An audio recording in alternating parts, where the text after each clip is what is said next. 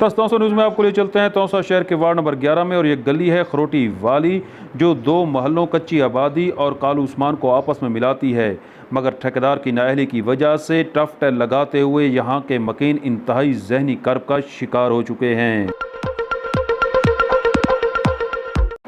जी नाज़रीन, 250 से 300 फीट लंबाई पर मुहित इस गली में एक हफ्ता तक टफ टेल लगती रही।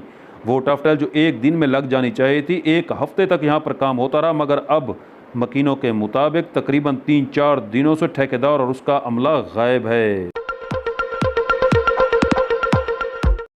मकीनों ने तौसा न्यूज़ से गुफ्तगू करते हुए कहा कि लगाई गई टफ टेल इंतहाई घटिया मेयार की है और काम भी 2 नंबर है। हर जगह से टफ टेल उखड़ी पड़ी है, मुकम्मल टफ टेल नहीं लगाई गई, जबकि ठेकेदार और उसका अमला गायब हो चुका है।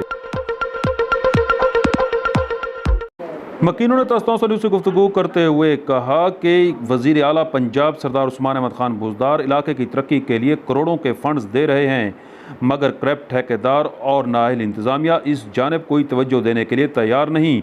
उन्होंने वज़ीर आला पंजाब सरदार उस्मान अहमद खान बुज़दार से फौरी तौर पर नोटिस लेने का मुतालबा कर दिया।